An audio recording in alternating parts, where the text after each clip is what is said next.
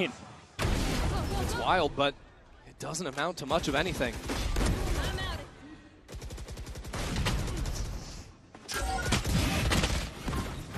This is now where we need to see the learnings taken from BLG in the timeout. They need rounds. They can't, you know, limp out of this half with 2 rounds. You gotta have something more than that. For the first time in what feels like forever, MIBR set their eyes on C. Right off the rip, too.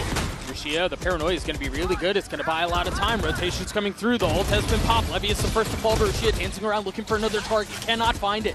But Knight from a distance does. 3v3 now. K-Knight still so healthy. And this lurk from Artson. No utility to hold him down. He's a little bit too late. BLG are into the site. Gus takes a step back. And again, it's a slaughter. BLG cannot find their way in. And again, that was off the opening from K-Knight with the ult. And it looked to me like Artson was going to be late, but that was Wisey going into the site on his own because the 2 people behind him are his initiators. They're chucking out utility. They're stuck back in C-Link. Right. So Artson has a free couple of kills. You can see that dart ping. Helped out so massively. And it's a drone, and it's Neff turning around to deal with him. And you know, MIBR just running the map. Yeah, we've sung his praises a couple times with that dart that you mentioned, setting up the kills. Oh, it's going to be a Clash B, isn't it? Swinging into 3, and all 3 found! It's a slaughter! It's a disaster for BLG. Osmos isn't done yet. Pushing the case, looking for another, will find it. This tournament doesn't make any sense, Doug. Think of the number 4 seeds upsetting number 1s. Even just yesterday, G2 went down to Heretics. And it's MIBR leading the first half, 10-2. A flawless round to close it out as well for MIBR. This team didn't make playoffs in Americas, and they're already lighting up the global stage. No love between these two either. I mean, you see them stand up out of their seats, giving it back just in kind. A slaughter of a first half. BLG on their back foot. We're going to throw it to a quick break. We'll be right back.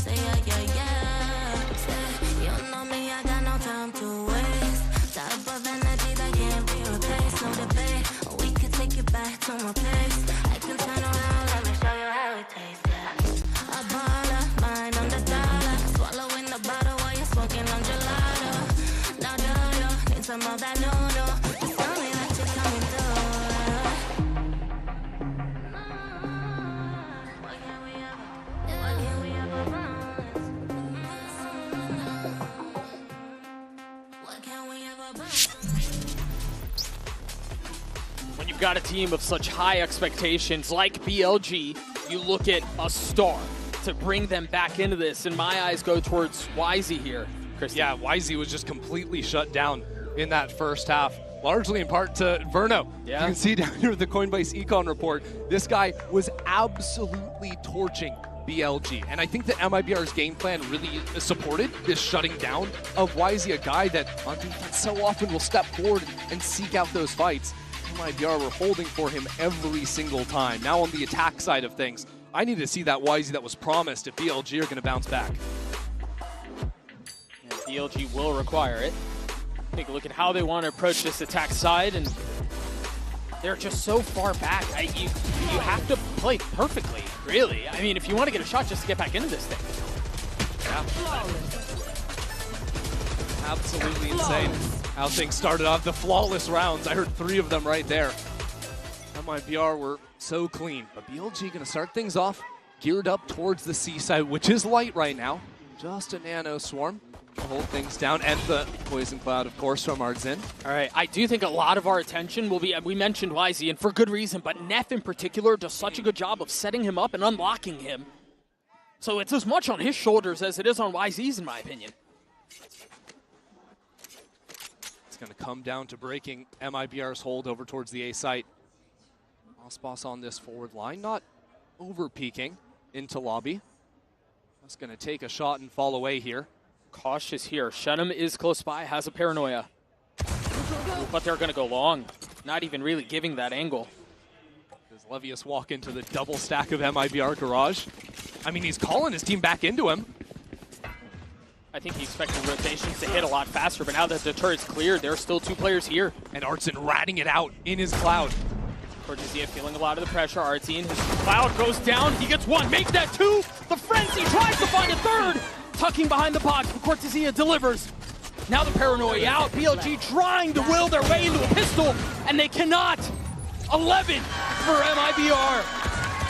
BLG think themselves out of the round.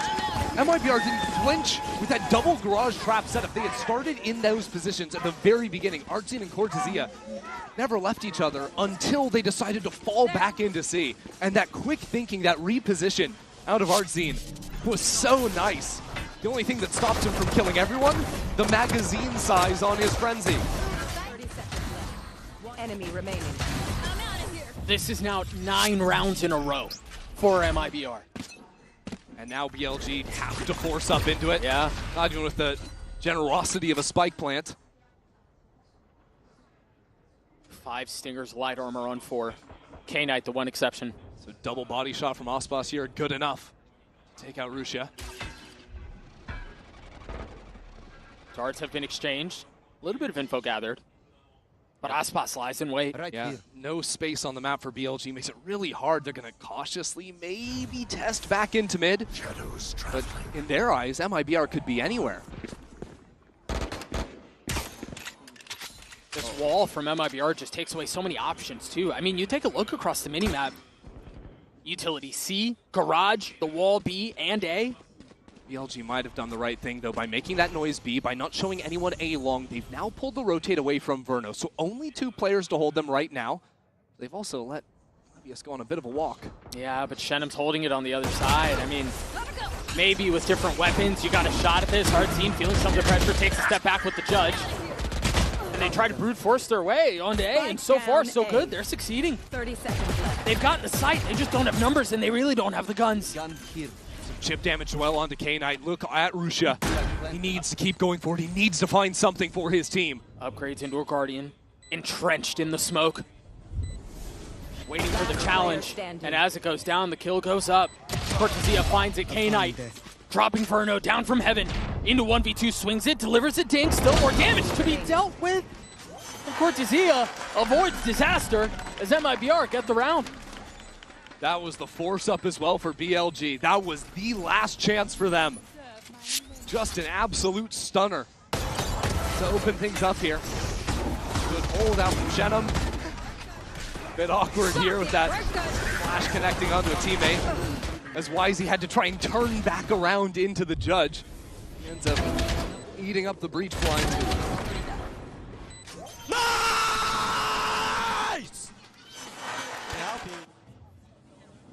So BLG go back to the well. Again, it's not pretty. No, it's a shallow well, man. And now there's an outlaw in the hands of Ospas. Only half armors except for K-Knight.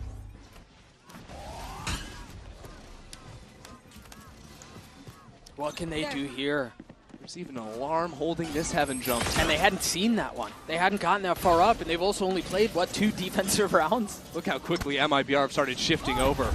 Completely prepared. They smell blood in the water. A bullet between YZ's eyes as Shenum gets 2. K-Knight tries to open up the site, but can, and the spike is well out of reach here. He didn't even pick up the spike. No. It isn't. I don't know that he feels safe enough to at this point. And so Aspas can just hold it. I think he just missed it. He was right on top of it and didn't connect. And now it's being hard held by 2 players. You might be right. Tragedy. Bears spots it. K-Knight's head snaps back, as has been BLG's. MIBR flawless to close out map 1. BLG's map pick. The last time we saw MIBR play this map on the international stage, they lost 13-1. They have now taken down China's best team 13-2 to open up the tournament. And now they turn their attention over to Corrode, which was the arena they wanted. That's where they wanted to play. That's where they wanted to fight. It looks rough for BLG. We'll see what they can do on this second map. We'll be right back.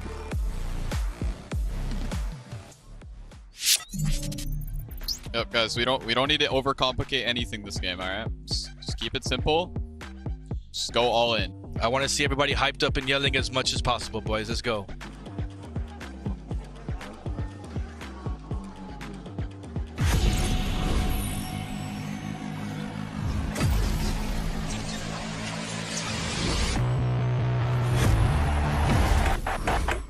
Now that I'm a mom, things are different. Verizon's different too. They let everyone in my family choose different plans. We get what we want and we save money. Love that for me.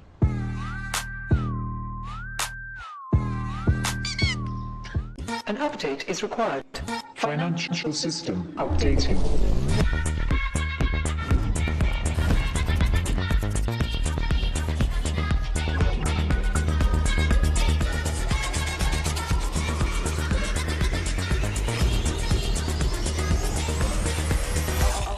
System updated. We will dance together. The future of money is here. Feels good. Esports World Cup, where we are starting off with VALORANT. If you want to win, you have to win against the best. So looking for revenge.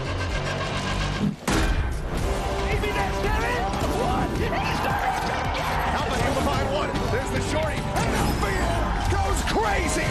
They've all battled through the pressure and expectation. Heretics have come back all the way. Finally, we won. Finally.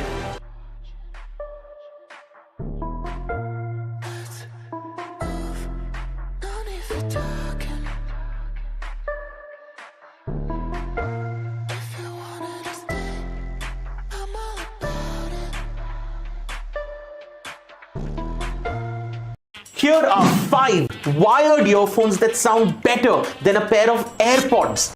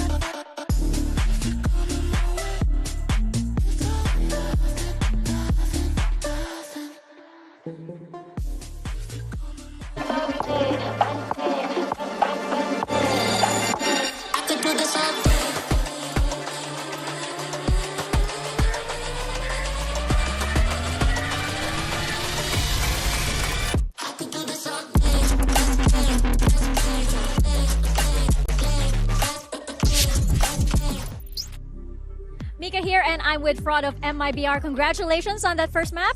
Congratulations on Haven.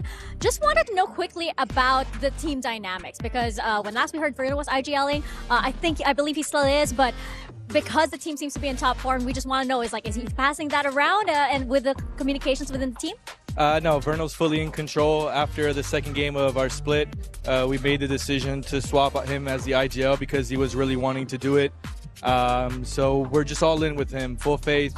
We've been working with him every day to try and improve his calling, his understanding of the game, which is already at a high level. So yeah, we're not, we made the decision and we don't look back. Even though we've made a couple other decisions, we stand by those decisions and go forward, and that's exactly what we're doing. Well, he's in top form as well, so a good call on that, and good luck on the next map. Thank you. Well, it's not just the calling that's been amazing for Verno, the shooting, the everything. Uber and Wyatt, I can confirm now with you guys, Verno has broken the global KD record previously set by Tens.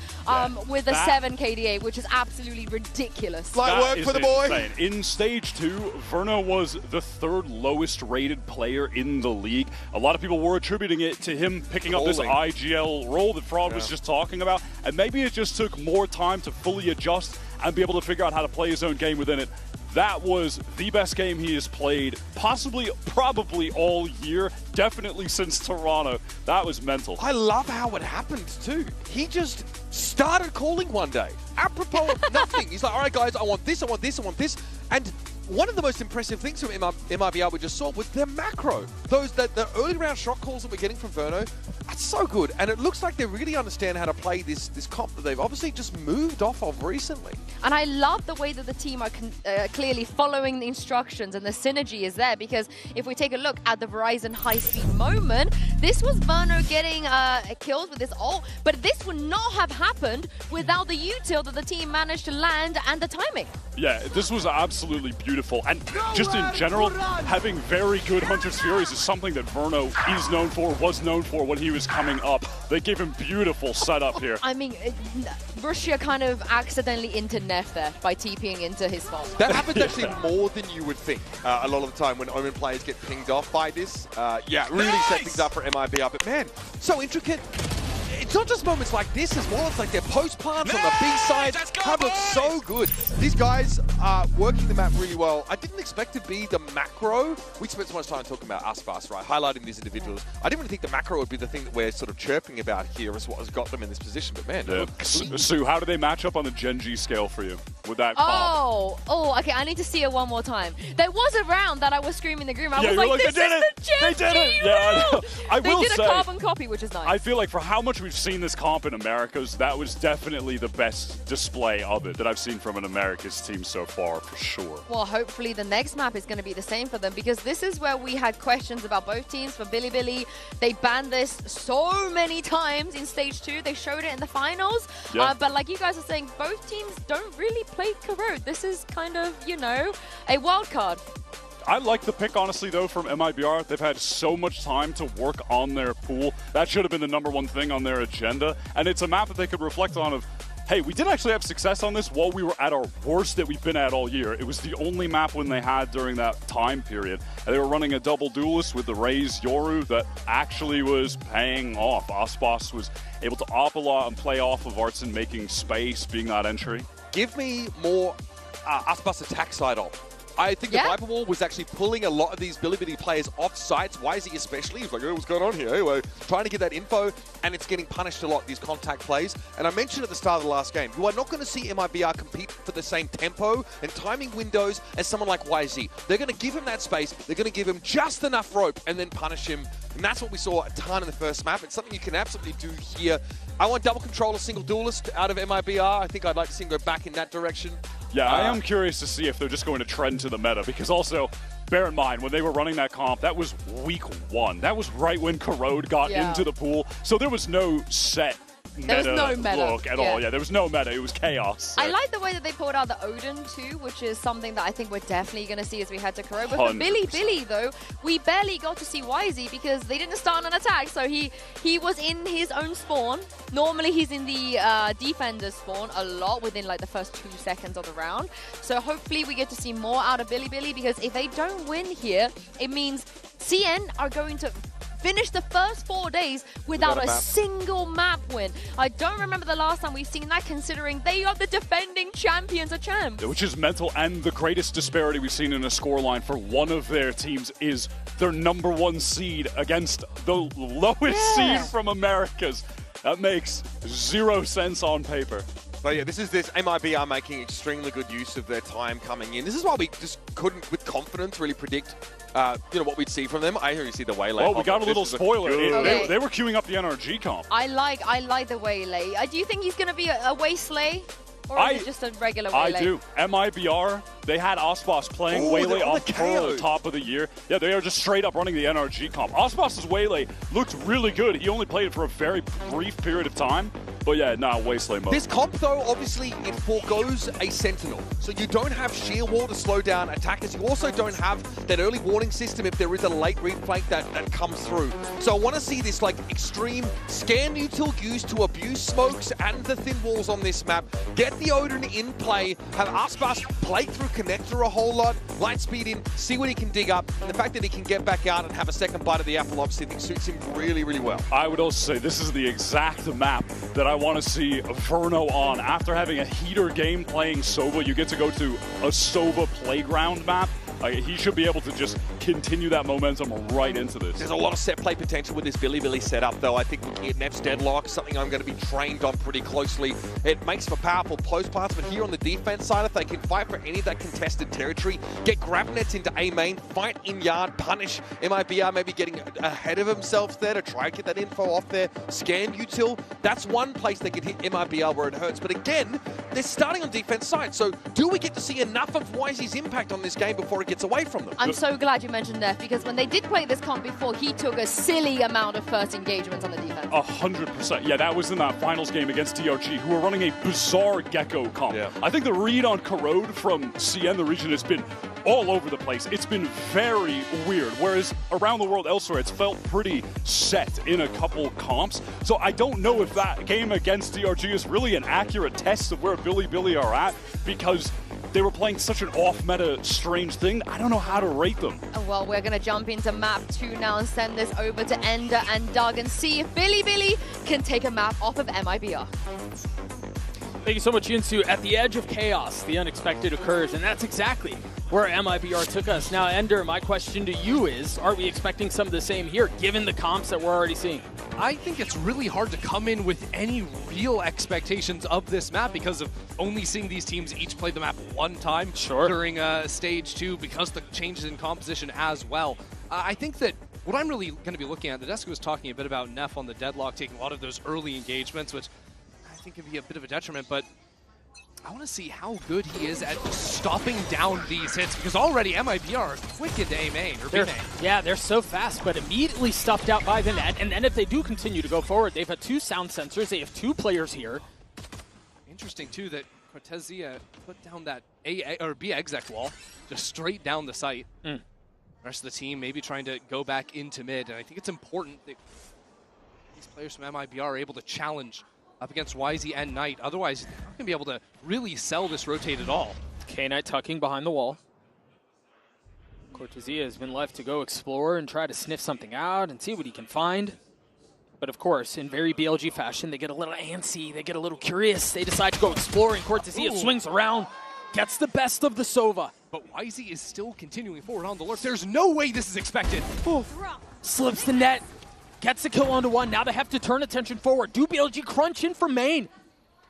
Got Neff who's considering it, but they're waiting for us on the other side of the wall. They've actually left YZ on an island, not forced to join the fray. And now, as a matter of fact, all of a sudden, Cortezia is up into mid. He's got a chance to come in from behind on BLG.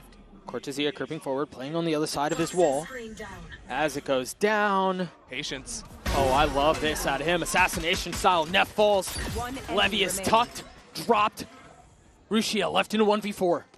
I mean, how can you do that? Look at this, MIBR just full facing the line. They know exactly where the guy's gonna be coming from. Good kill first. 8 armor, 92 HP for the controller. Forced into a miserable position and asked to make art out of it. Shadows traveling. Trying to do his best to section off the fights as much as he can. Aspas getting a little cheeky with it, but not given the fights. Riccia is running out of time as well. A second tag onto the duelist. And he realizes options are essentially non-existent here. The swing out, Aspas gets a kill, MIBR get the round. I mean, that was a wild round, right? BLG going for the double walk down through mid, but I can't help but feel like Wisey pulled the trigger way too soon on the B main flank. He sees one player on his screen. He knows no one else is really anywhere on the map. I would have thought. And it's, I think, a little bit of the patience as well that you see from Cortese on that mid flank too that pays off for him. I think there's a world where if Wisey is patient with the trigger discipline, he could have 3 kills there in B main before anyone realizes what happened to him. And again, he was in such a bad spot. He knew he had position, but his teammates couldn't help him because of the deadlock wall that was B main. Aggressive out from BLG towards A main this time around. They want to take the fight towards MIBR. K-Knight picks up the orb as Aspas steps into mid. Now, he's here with a Phantom. Yeah, I was about to say. On his own. And he loses it, and all of a sudden, it's donated. I'm freaking out. I'm freaking out. That's a Phantom just dropped up in top mid. And now K-Knight has a kill as well. Is that actually... That's recoverable for sure. Yeah, it is. But it's going to take some time. And with that time, MIBR should be able to get into comfortable post plants. Yeah, at least that body down in bot mid didn't have anything on it. And now Shenum falls, okay. And it wasn't even the Phantom. Weapon now upgraded in the hands of Neff. Battered and bruised, but still in a position to fight. Still ready to go. Wisey connects onto the Sova with the Frenzy, and now it's our team left in a 1v3. Can they find a way to avoid disaster? Watch your back. BLG in a really nice knife spot, but it's a knife. You're absolutely right. Thanks. A tragic punctuation point to the round for MIBR and a thrifty win for BLG. Yeah, the MasterCard thrifty, and I don't know what exactly the idea was there with Aspas going on a journey into top mid on his own. It does feel like back-to-back rounds, our duelists getting a little bit ahead of themselves. Bro, that is a brutal way to finish it. Uh-huh. Thought he might get out of his seat. Thought he might get a little verbal across the stage. No. So off of this, they give a rifle to Aspas again. Already has the TP procced. Flash over the top, looking to take the fight. There is no one there. You can see the benefits of the KO flash hitting both yard and towards elbow. Aspas looking for a fight. Remember, he failed at this the last time around. This time succeeds. Aspas with 2. The side is theirs. K-Knight with a Bulldog. Can't find the mark. Yeah, okay. These are the most nonsense rounds I've ever seen. Aspas just fully picking things back up after a blunder in round 2. MIBR just seized the reins once again. You wonder here if you're BLG. I think they're just calling for the save. Yeah, I mean, at this point, it's probably better than giving over even more guns to MIBR. Yeah. Just cut your losses and play the next.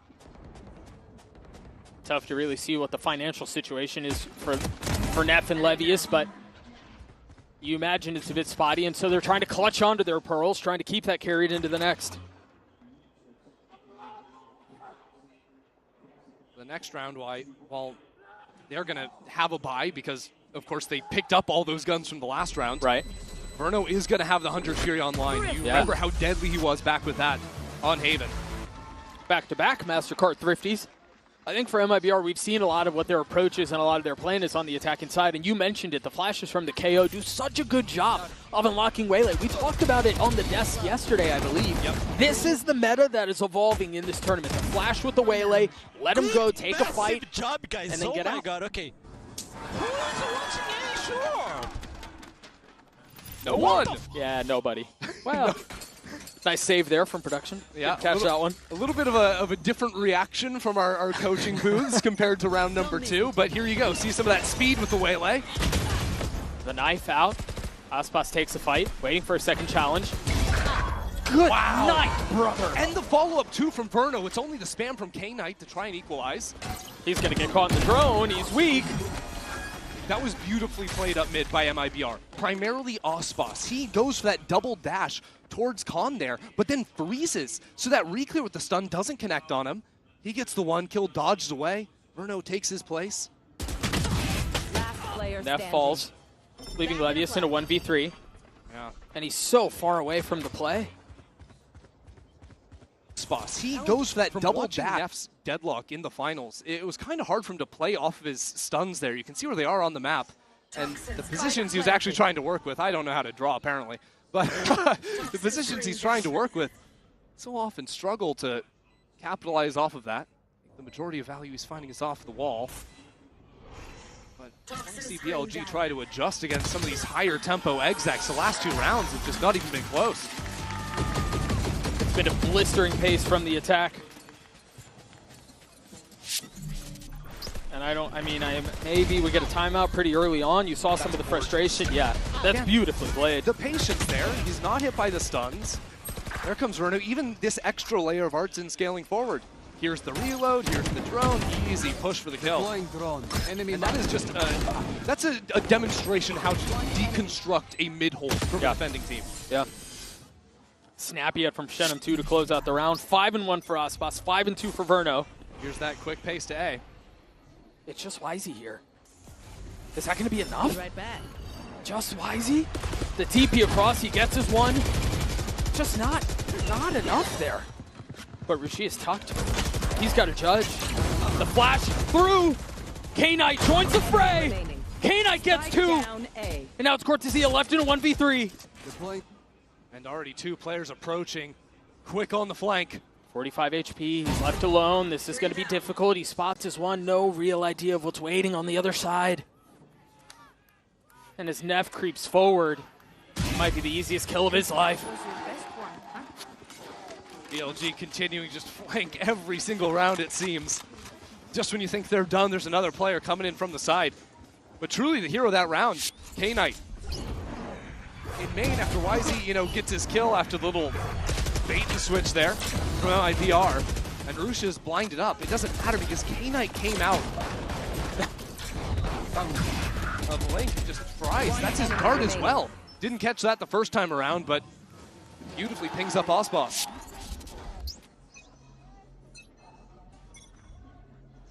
One round between these 2 teams. You see the exec wall A this time. I love the exec out from BLG towards B, but nobody's home. Yeah, it's just A one more time. Levius left alone. And they invested a ton into that. The paranoia, the stun, the Hunter's Fury, the position. Quick TP across the map, though. Rashia tries to get into the action A. And they're going to have bodies here because of MIBR taking their sweet time, scaling forward. Now there's a smoke onto elbow. And MIBR, to succeed, are going to have to pop on out of it. They have the tools to do it. Artsy has 2 flashes. Verno has a dart. Shenum has a paranoia. But it's so much easier. Contemplated, then completed. K-Knight. Rests on K-Knight. Pushing forward. K-Knight gets 2. Delivers again. For BLG, Artsy so weak, but counters. And now Levius fills in on the space. Aspas a 1v4. 1v3 now. Oh, pops, but he doesn't have his flank covered. Rashia cleans him up. We're tied at 3. That's just back-to-back rounds where K-Knight's the best guy in the server. Yeah. That quiet reclear. BLG love to go for these contact plays, these quiet steps back into space. And this time it comes after knowing, hey, they've pushed anyone out of B main space. They've got a couple players that made sure there's no one in mid.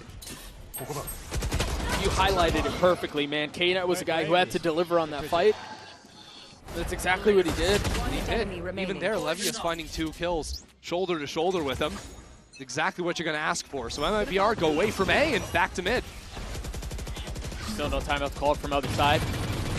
Paranoia, just a little short. It's because Aspas' pathing is different this time. Last time they heard the double dash in mid. It would have been hit by the Paranoia.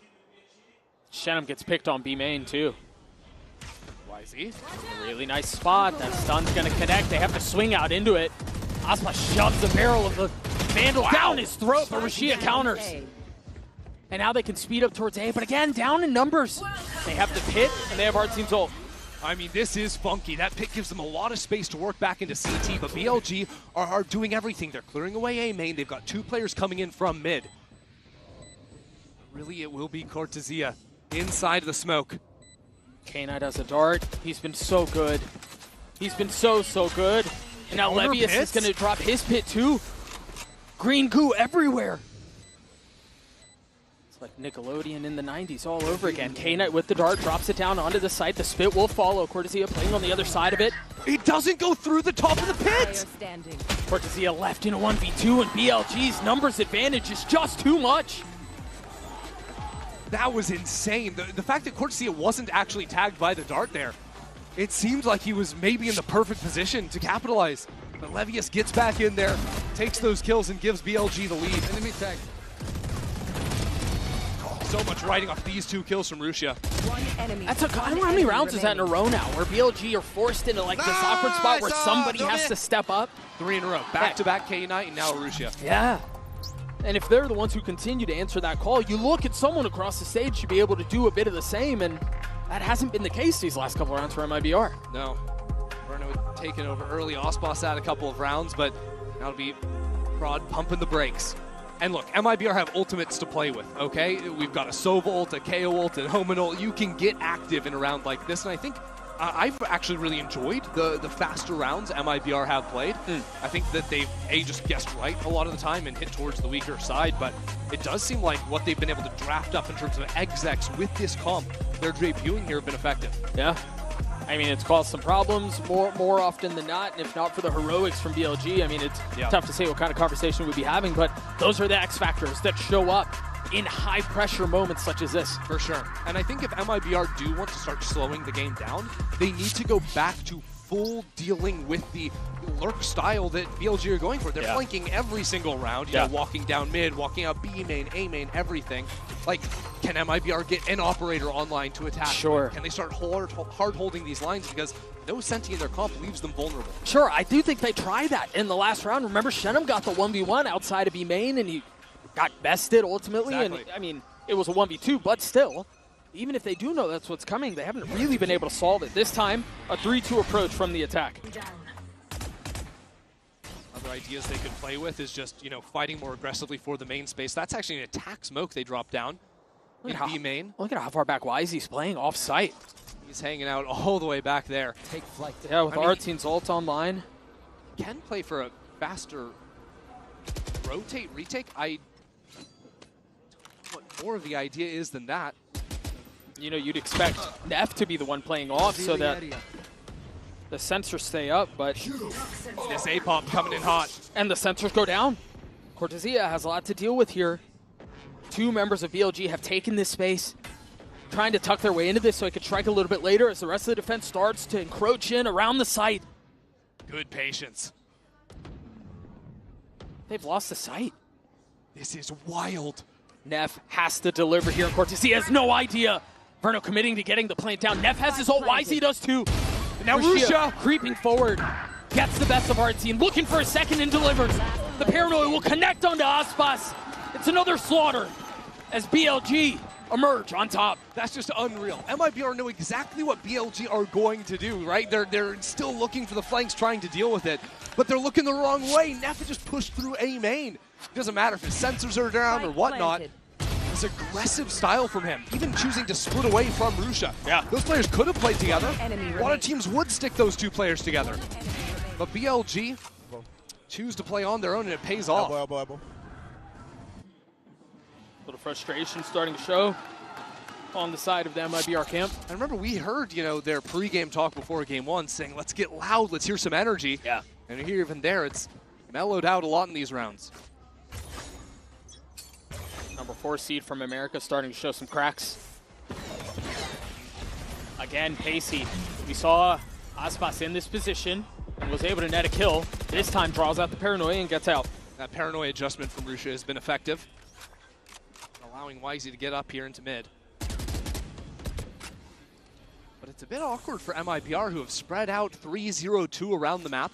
Yeah, they have control of mains, but you can't really go anywhere without numbers in mid.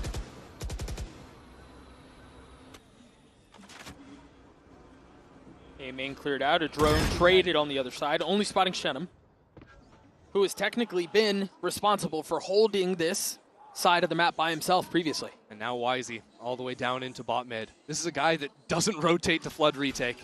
He will start pushing forward once his teammates get information. That's a second player now spotted in main. And here goes Wisey. Cortesia, there to greet him, there to best him.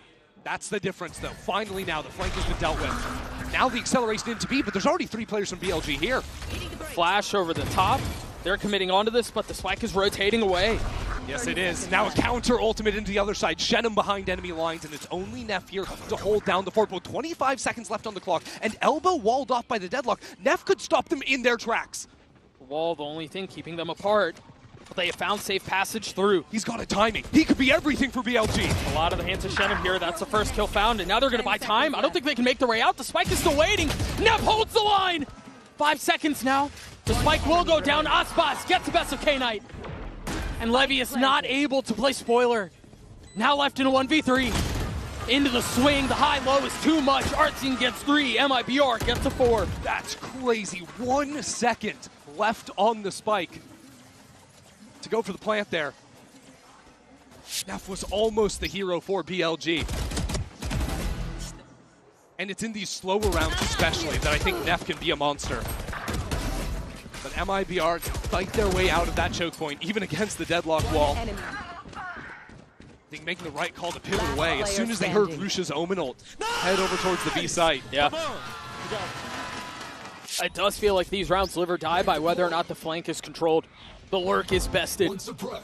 If BLG are able to continue to abuse that, they seem to find success. Right here. This A side looking a little bit light from BLG. Yeah, but it is Rashia on the other side. 7-7 so far. And K-Knight's not far off. Wall goes up, the spam through, that will connect. And he gets out. Hunter Shuri looking for a little bit more damage as YZ looks to join the fight, looks to join the site. Yeah, Knight got tagged up by it. So now with K-Knight onto the site, MIBR, both things down, start to creep back up into yard before they move on in. BLG creep back just a bit, playing this dangerous push and pull. On top of the spike, Verno now committing. Another round to double flank for BLG. This time Osbos is holding, but he's only got 20 HP in main. That's so much to ask of. He still gets his 1 though, and he buys time and gives MIBR the numbers advantage. As the spike ticks away, BLG are forced to answer very quickly. Do they commit onto this? Do they save? They should have enough money to do so. So all eyes set forward. The dart, the wall, Cortesia on the swing, gets the kill. K-Knight beat up a bit, and that might call it. Neff is rotating away. I think they're done here. You leave K-Knight out there to maybe try to get a kill, 1 off of his ult, but no. The weapon's more valuable. Cortesia's movement there, real nice to step back in front of the retake. Just catches Wisey in motion.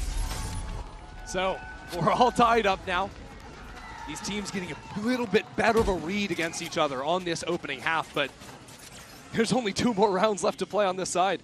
And I do think for BLG, this felt inevitable, right? We're talking about the #1 team from the CN region. We knew this was not going to be a walk in the park, regardless of who they were playing against. So honestly, I'm more curious about how MIBR respond to this, because the first map was a stomp. They were all confident. There really was no reason to doubt. It was happy days.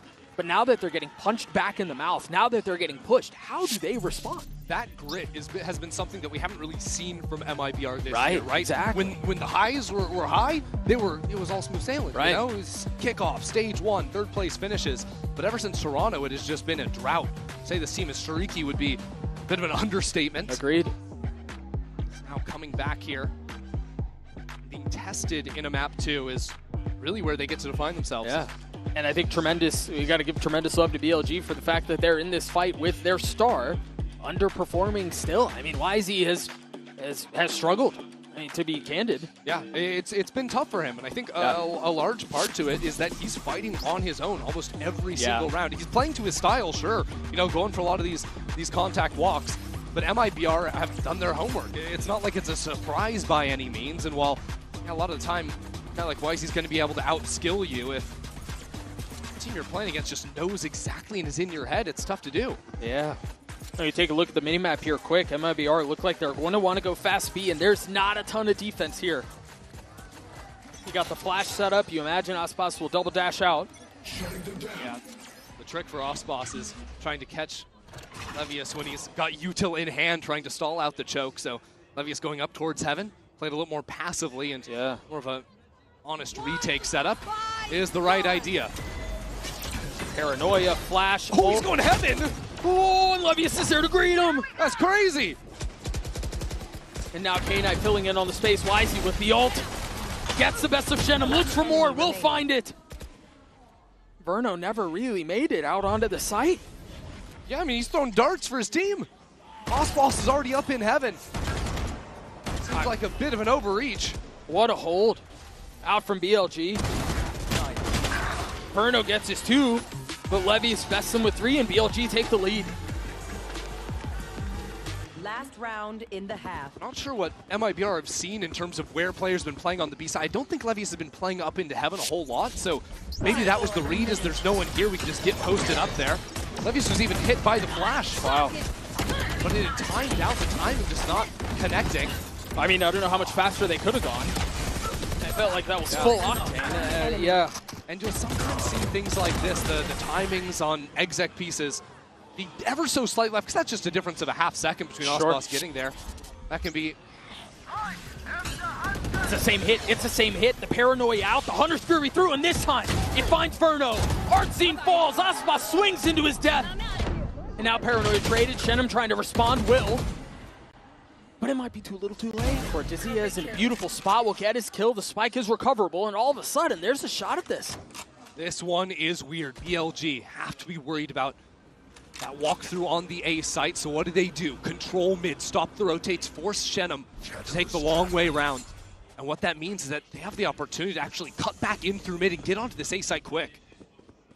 Smoke will buy a little bit of time. Quick note here, if it gets to that point, Neff one off of his ult. BLG are really taking their time. They're going to allow MIBR to plant the spike and then play numbers on the retake. But what that gives MIBR in return is the chance to maybe even step back towards spawn. Yeah. How do they choose to play this? Well, one way for it, sure. Yeah. And the spike goes down. Now the onus is on BLG. Only one on the flank. That means this fight is everything here. What can Cortezia do? Wisey, no wall, no stun.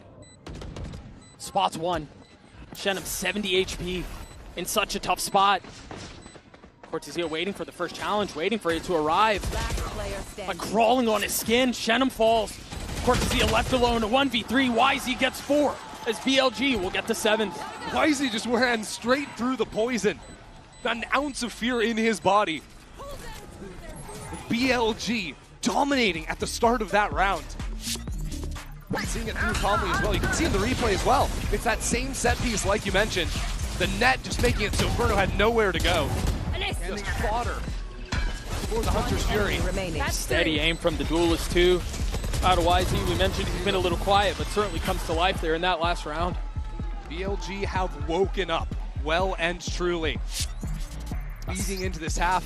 That's what we expected. 7-5 half for BLG. Let's send it down over to the stage. Lou is standing by with a very special guest. Lou, take it away. Et les Champions Paris sont un moment qui se vit en famille avec la maman de Verno ici. I'm never getting rid of interviewing moms here in Paris. And Elizabeth, Verno's mom, you are no exception. So first of all, welcome to France. It's a pleasure to have you here.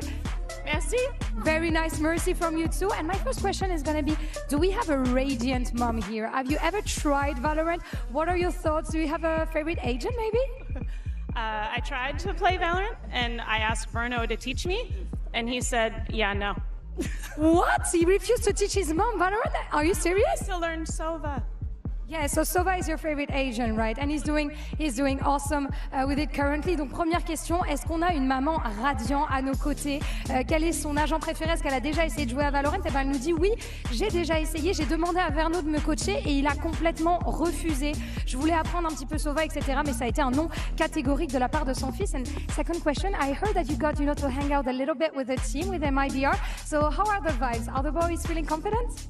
I love this team. This team feels like a family, including all of the Brazilian moms that have welcomed me and all of the players in the community. What I think about the team, seeing them last night, is that this team has heart, this team has grit, and they came to win. And I think we can definitely that on the server and also here. Donc on a pu voir, la maman a pu rencontrer un petit peu l'équipe MIBR hier et donc est-ce que les garçons étaient confiants? Qu'est-ce qu'elle a senti comme mood? Et c'est une vraie famille, on se sent vraiment comme à la maison. Les garçons ont de la confiance, ils ont envie de gagner, ça se voit et même les autres mamans brésiliennes m'ont accueilli comme à la maison. Donc voilà, c'est un plaisir. Thank you so much, Elizabeth. Verno is very lucky to have you as his mom, and we're going to see if the family buff works for MIBR on Corrode. The family buff, the grit, the confidence, it's going to take something for MIBR to get back into this game. Christy, anything that tickles your fancy here with the Coinbase Econ report? I mean, honestly, I think right now we're highlighting Osboss, which is fair. I think he started off that half with a couple of big rounds. Showed up in a major way, but I think on the other side of things, I'm just thinking of the amount of rounds K-Knight just straight up won for his team, the amount of hero moments from members on BLG between K-Knight and Neff in particular was really major, and I think the reason why they come into this half leading has been individual moments of brilliance. Those are often the ones that make a difference. Those are often the moments that separate the good from the great. BLG hanging on to this 2-round lead. Now on the attacking side, now it's on them to try to dictate some of the pace. As Osboss has already taken an aggro line, already gets the best of Levius.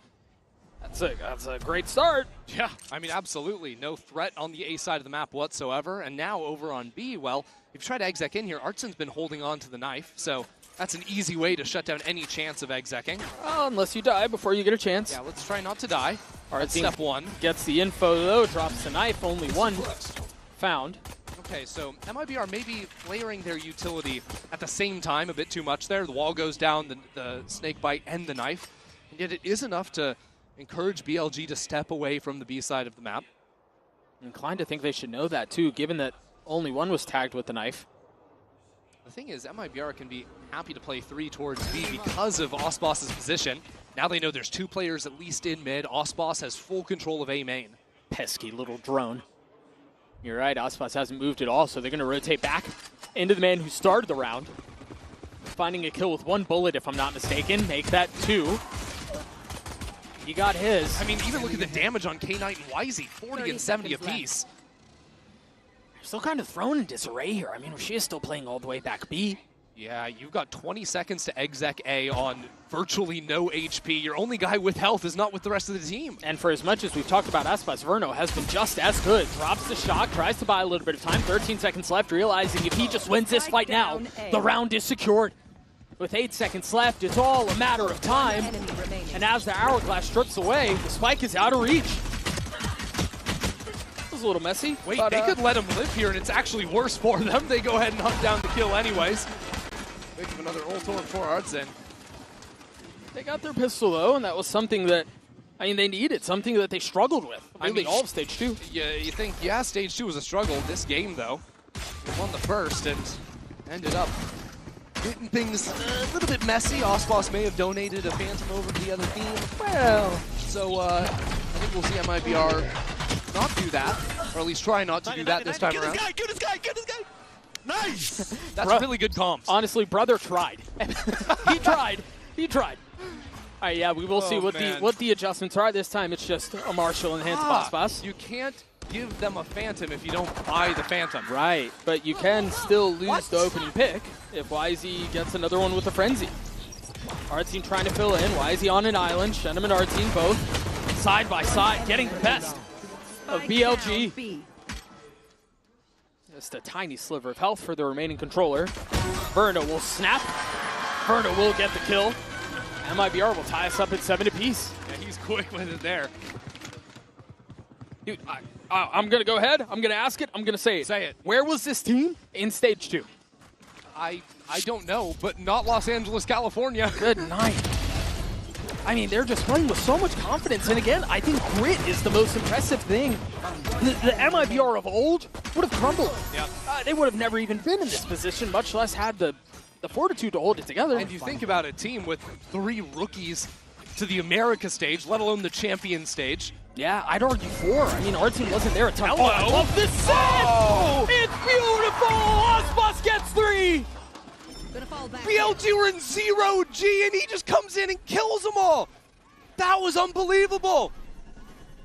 Waylay believers rejoice.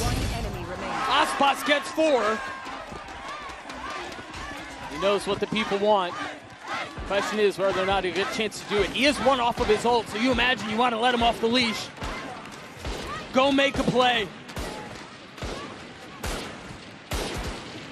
We'll see if he can find it. They know where he is. The king returns to the international stage and does it with an ace. Long have we waited. Osbus is back. Look at this play. I mean, he does it all himself. There's a paranoia too, but everyone's trying to jump. They get paranoid. They're trying to jump away, and they're just caught in the air. That was so sick.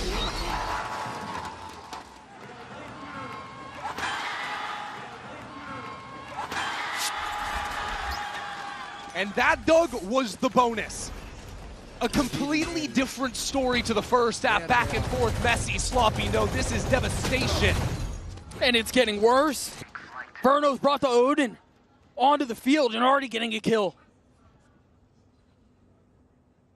A nightmare so far for BLG.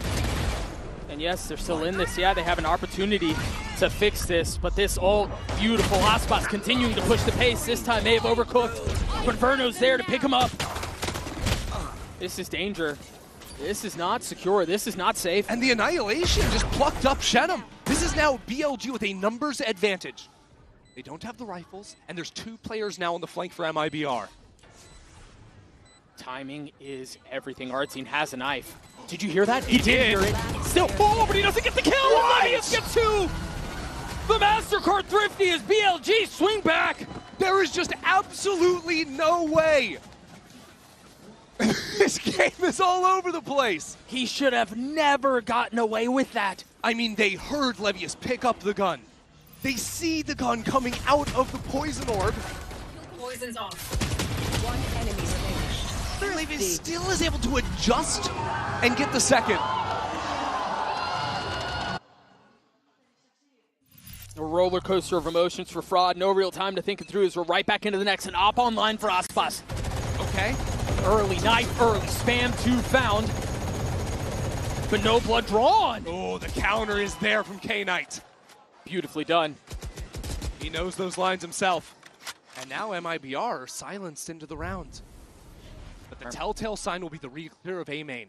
K-Knight's come over here. There is a drone, and they need to use that to deal with this operator. That's exactly what they'll do. You see Osbus repositioning. Still a chance to make a play. Shenum's the other one. Plucks Wisey out of the sky. Doubles down onto Nev. Just like that. They respond. This is a round of 4v5 after the disaster that was round 16. Osbus and Shenum have just turned it right back around on its head.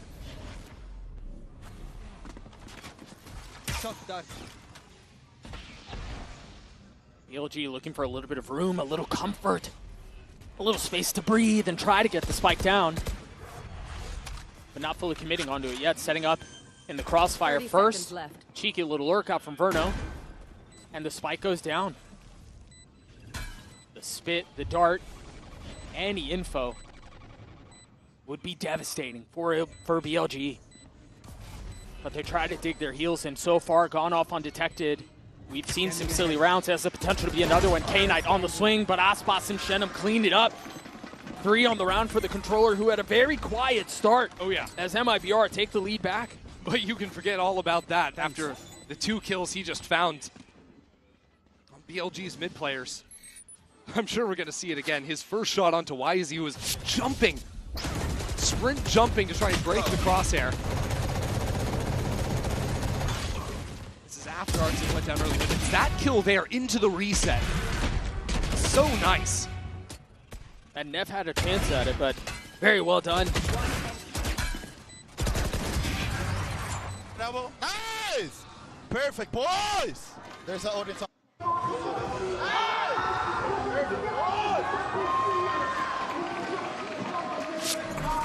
And so off of that, a timeout is called from BLG. A brief moment of respite for the reality of the situation to sink in.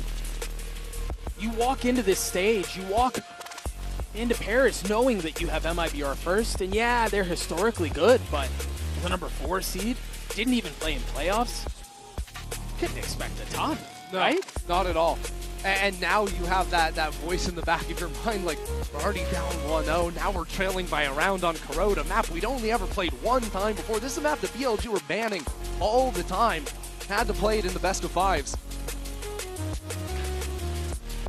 And I'm reminded again of the conversation that I had with Fraud prior to the series starting. Yep. This was the map ban they wanted.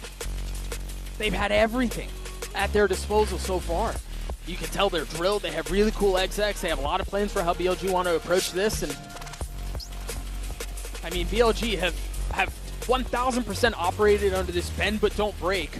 But the pressure feels like it's mounting.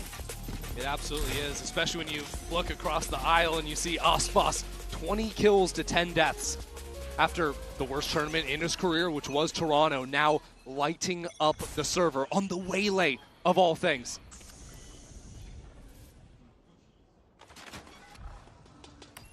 MIBR getting curious and exploring across the middle of the map, while BLG set into a 4-1. All picked up and going to rejoin alongside Levius and see how they want to approach the rest of this round. Yeah, BLG might just want to play for a couple of ult rounds back-to-back, pretty close on a few of them.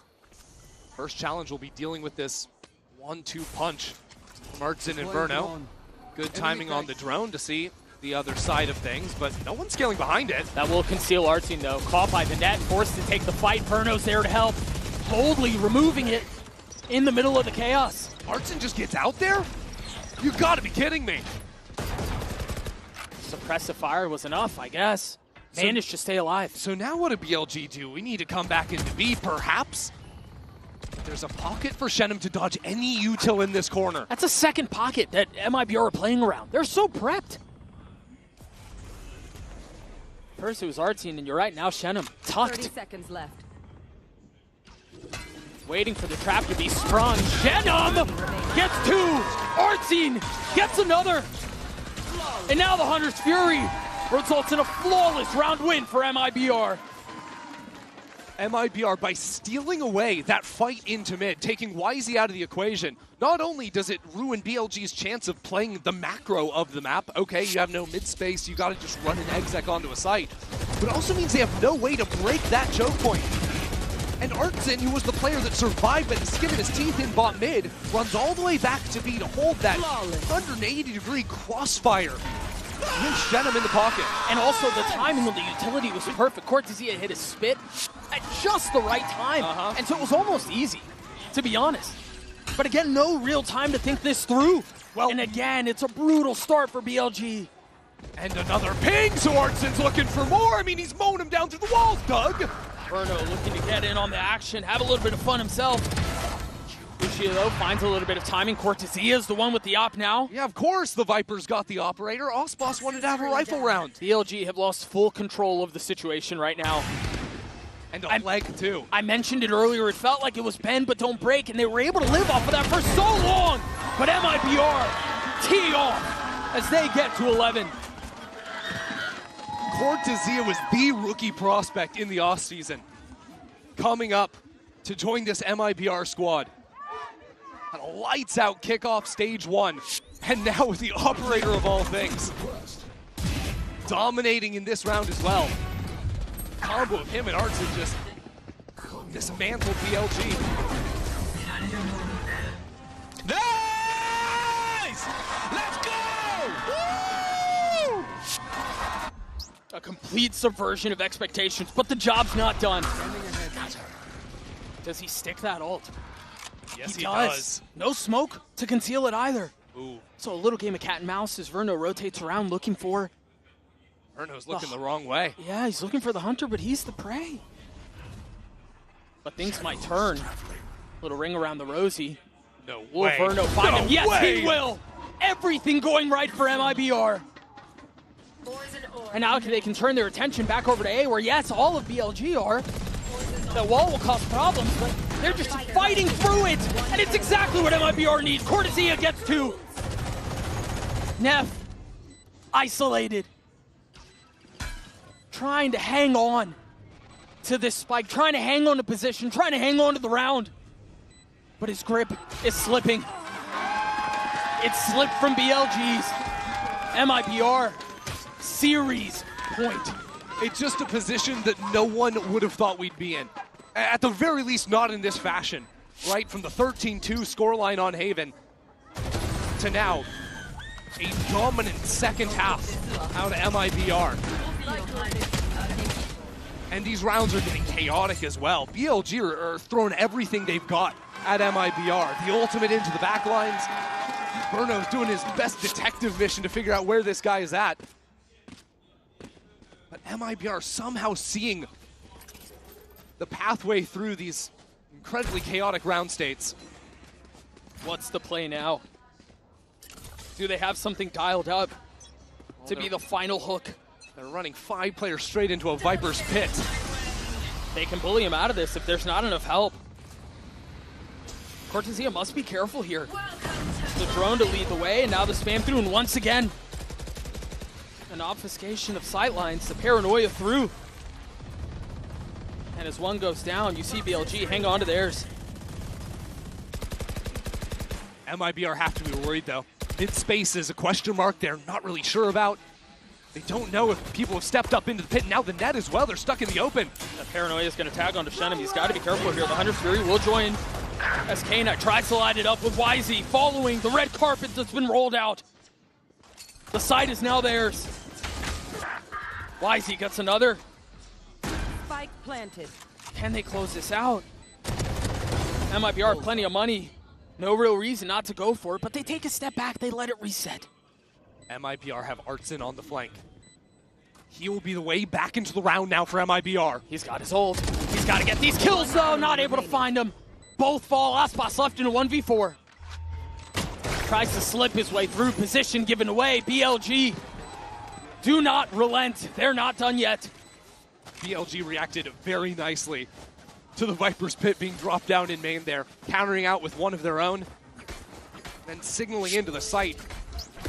Sova dart into the Hunter's Fury. And this is coming down at the same time there was a net into back site. So Shenum had actually tried to teleport away before taking the net out of himself. He's just a sitting duck. The follow-up from YZ there is nice as well. And Aspas just showing a little leg, and that's what cost him his life. But MIBR are able to invest into this. They still have Nodin, they still have an op, and they still have Artzin's ult. Is the solution just B execs for BLG? Is that really it? You know, they've played a few of these rounds where they step up into B main and then drop down that sensor to stop any refight coming through from MIBR. So this time it isn't that acceleration into the site again. Aspas is up really far. Remember, he's got the op. He's got to clear the drone, but can't. Aspas has to give the line up. So BLG, after pushing that player out of mid, now set up to go back into B again. Paranoia line ready. One big difference here is this. Artin was on the other side of the map previously. Now he can stall this hit out with his ult. And that deadlock wall instantly busted down by Verno's Odin. The question is, do BLG just wait for this to go out and then they re-hit? They have to. They have no space anywhere else on the map. They've decided to stop playing for lurks or anything like this. Now they're tagged up, 3 players spotted. Tells MIBR everything they need to know. They're not rotating off of it. Both teams know what's about to go down is a matter of skill. They're not scurrying back B. The spam through from Verno, denying entry onto the site. Cortesia trying to do a bit of the save, but Aspas gets 2 with the out. Verno gets another. And now the ult popped. Artzine paves the way. K-Knight left in a 1v3, and he will fall. They might be fit for a glass slipper after all. MIBR shock the world and take down BLG. It would be the most incredible Cinderella story of all time, I think. A team that had not even made playoffs in Americas. If you check its 9th/10th place finish for MIBR. And yet they have come on to the global stage, the first champions for 4 of these players. And they have shut out China's best team. Off the backs of Aspas and Verno. And really, I mean, it was by committee at the end there, but those two, those two were stars. I mean, map 1 was the masterclass from Verno. And map 2, Aspas back on the big stage, playing the Waylay for the first time. And it's that ace round that BLG will not forget for a long, long time. Yeah, and you know, maybe a bit removed, a bit far away from really painting this as a Cinderella story, but they have taken their first step. And I think the question now has to be asked, given that they just took out the #1 seed from the CN region, do you believe? Yeah, I mean, how far can this team go, right? You know, there was no reason to believe in them before this, unless you're counting on the history of a guy like Aspas, or you're, you know, gambling on, oh, of course they're going to make some improvements in the time between Stage 2 and this event. And I do want to point this out too, because remember, you mentioned it earlier, Verno joined after kickoff, right? He was playing on a different team, joins MIBR, and all of a sudden, who are these guys? They might just be back. We're going to throw it down to Lou on the stage for the Verizon post-match interview with Cortesia. Lou, take it away. Et après cette belle victoire de MIBR, je vais pouvoir rejoindre Cortesia. Cortesia, congratulations. I'm going to have to borrow you for a second after this beautiful victory against BLG. So first of all, parabéns. Congratulations. Obrigado. Thank you, merci. So my first question is going to be easy. We have a multilingual team here. You guys are Brazilian, so your native language is Portuguese, but we have Verno too, who can speak several languages, but you guys keep it in English for everyone, you know, to understand. So does it happen sometimes that you switch to Portuguese in clutches? How do you handle all of this? So usually when we are playing like me and Shannon inside the clutch, we call in Portuguese, but we are trying to call more in English because of Verno. Now he's the IGL and he needs to understand what is going on in the minimap. So we are trying to improve more in the English so Verno can call better. It takes time, but I think you guys are doing pretty good indeed. Donc on a une team qui est multilingue. On a des Brésiliens donc qui parlent portugais, mais aussi Verno qui parle anglais. Donc comment est-ce qu'on gère ça? Est-ce qu'en clutch, ça leur arrive de parler portugais? Bah oui. Quand Cortesia est avec Zenom en clutch ou en extrémité, c'est vrai qu'ils parlent un peu portugais, mais ils essayent de passer à l'anglais pour aider un petit peu Verno qui est IGL. And my second question is, I'm very proud to see a mix of Brazilian and French attitude and trash talk here on the stage in Paris from you. But how do you maintain focus? How do you maintain lock-in when you send the chair and everything like in the air? So I think every team needs a guy like me to hype up the team. We see Baby Bay, we see Zelzis, so it's really important, and I am this guy. So you are this guy, and it helps you lock in actually. It seems like you're playing better when you do this. Yeah, it really helps me a lot, but I think it's more for my team.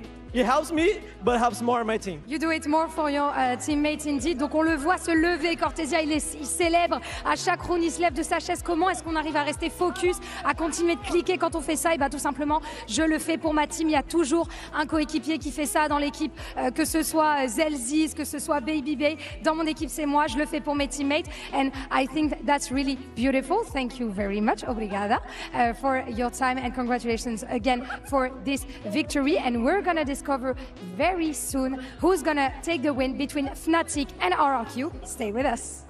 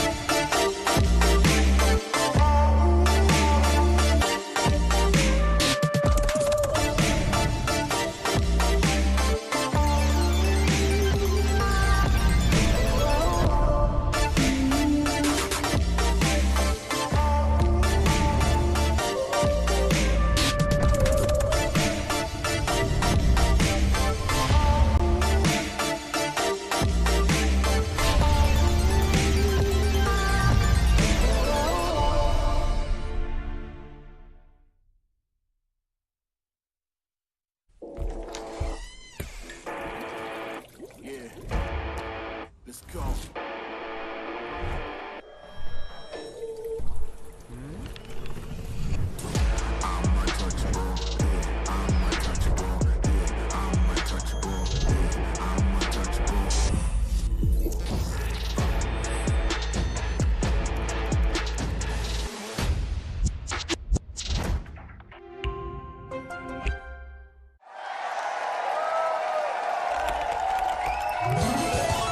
Red Bull gives you wings.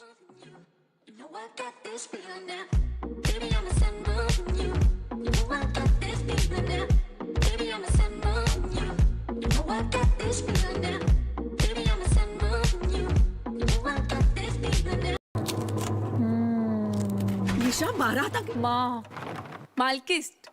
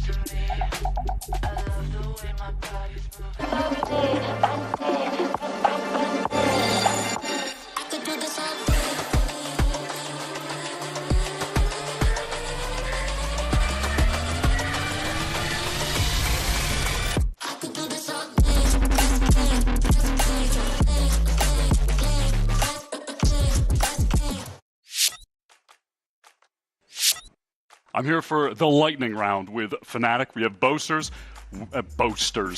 We have Crashy and we have boasters. Together we are Brashies. My two favorite Fnatic players. The rules are very simple here.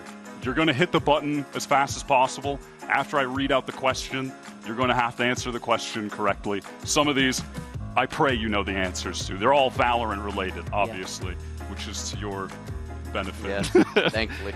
All right, number one. And this one, maybe a little bit of mathematics, if you need to count. What number of global event is Champions Paris since the start of VCT in 2021? Holy guacamole. All right, let's think.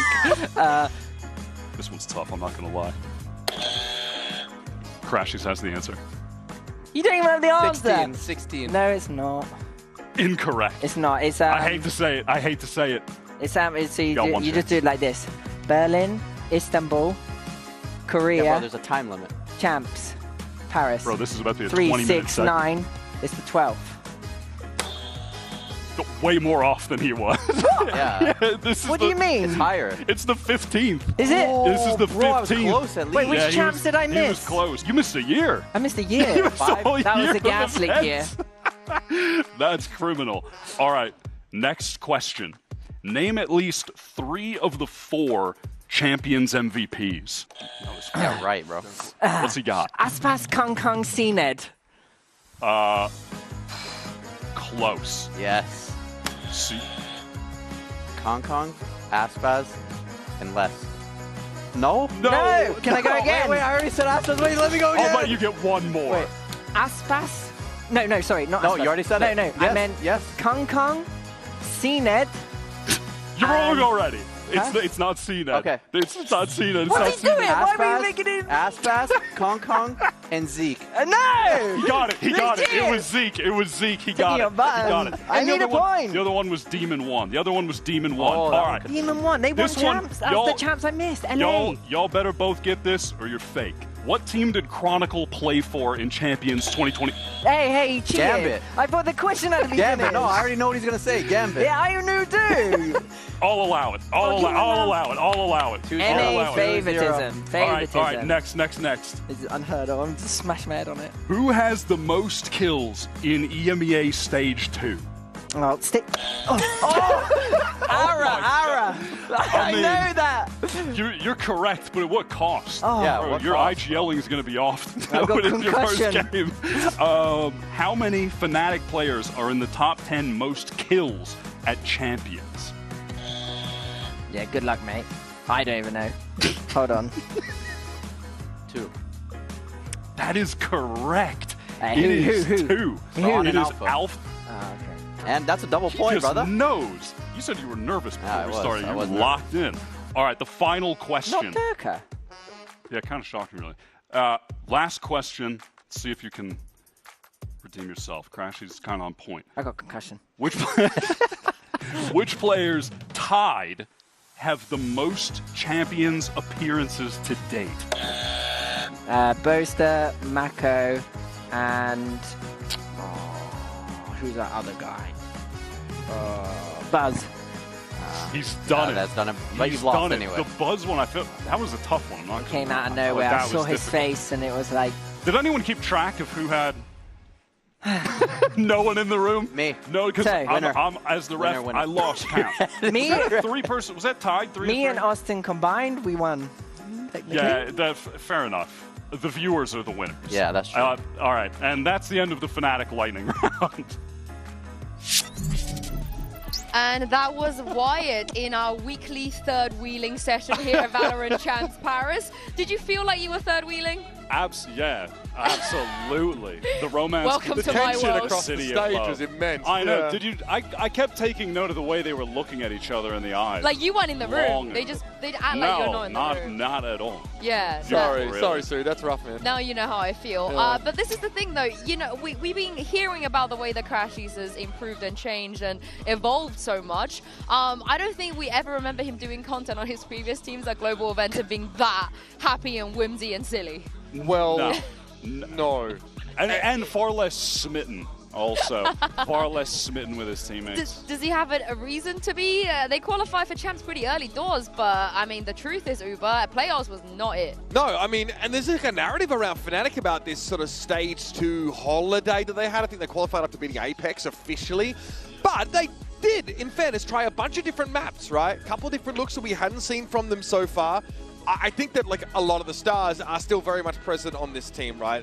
You know, it's just it's obviously Boaster brings the intangibles. You know, statistically not a strong performing individual when it comes to the gunplay, but like Kayak, Alpha look very, very good. A lot of the elements that have been present in successful Fnatic looks over the course of this year and prior are still there.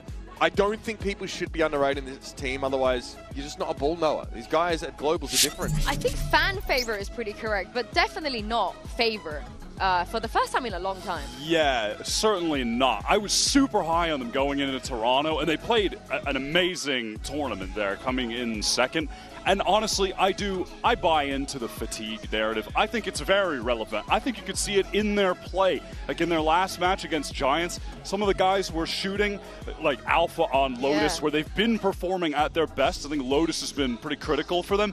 But as a team, I felt like you could tell they were just out of sorts with each other, miscommunications, etc. We're seeing way less Lotus in the EMEA than we have in seasons up until this point. I think it was even chosen into them by Giant X in their matchup. Obviously, the one that had them sent them out of the playoffs there. And it was, pretty unconvincing. So good that they've got a strong Corrode in the map pool. Obviously, Icebox, going away now, which they were undefeated on, I think, in Stage 2. So we'll see if that affects them. I will go as far as saying this is the worst map pool that this organization has ever had to face. Yes. No split, no fracture, no icebox. Oh, okay. But we do have Boaster, and Mika Fab's got a chance to catch up with him a little bit early, and this is what he had to say. Hey guys, Mika here with Boaster of Fnatic. Of course, you are such a household name when it comes to these global events. Fnatic is a household name when it comes to these global events. But of course, you guys haven't lifted a Champions Trophy just yet. So tell me, why is this year the year that Fnatic gets to do it? Well, I think no EMEA team has won a VCT trophy globally since I shook my ass on stage. So I think I cursed us all. So in order to remove the curse, I'm going to have to seal the Hon Moon and win this trophy. Yeah. Happy fans, happy Hon Moon. Oh. I don't even know what's going on. I don't know why I did that. I don't know if he could seal the Hon Moon with that. You can't unring a bell and you can't unshake an ass. At this point, Boaster is priced in. Just send it at this point, man. Yeah, he wasn't just shaking his ass before. He was giving it against RRQ the last time they faced each other. The L dance, why it was coming out, all the shenanigans on stage. You think RRQ maybe looking for revenge this time? For sure. Honestly, in a way, I think they needed that. Like, going into your first international event and going right into that playoff bracket, not having those early group games, their debut globally, I think the odds were stacked against them. They took one map off Fnatic, but yeah, ultimately, I think they needed to kind of suffer a loss in a way just to get the experience to come back stronger at this event. I think Jemkin needed it as well, because it felt a little bit too much like Jemkin and friends for this RRQ team in Toronto. And frankly, he choked. He wasn't, in that Fnatic game, he wasn't able to stand up at all. And, it's a bit disappointing to see from a team with like a lot of hype behind them.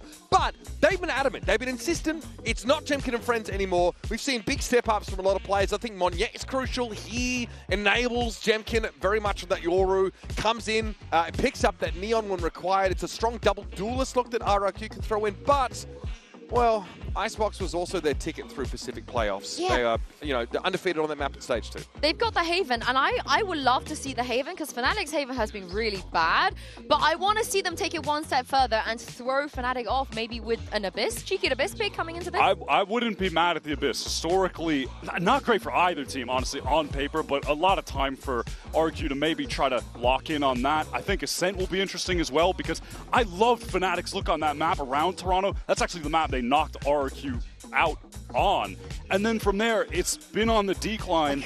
So maybe they can bounce back, because RRQ, they let that map through all the time and they're not even that good on it, but they keep playing it. The Corrode stats don't look that compelling on the graphic, but they were 3-0 in playoffs on Corrode, and they got through teams like Genji, DRX, T1 and Talon to get there, so some really big names. It was actually... Don't remind me the Talon one. What are you doing? Ooh, that was brutal. You mentioned Jemkin, and I think a part of the story is going to Toronto. Do you think maybe the expectations were a little bit too high? They were massive. But this time around, I don't think he's gonna be underwhelming again. Surely. No, certainly. I don't believe it. Kind of much to my point that I was making about the team entirely. I think he just needed that experience, and he has the ability to bounce back. I was talking to Mika about this, and she mentioned that Coach Ewok on the team wanted to get Jemkin. One of the reasons because of that iconic Reyna game where he got 0 kills, but the next game he bounced back and went crazy on the map just after. And I think that's telling of the kind of player and person that he is. And he's displayed nothing but top-tier, world-class duelist play within Pacific.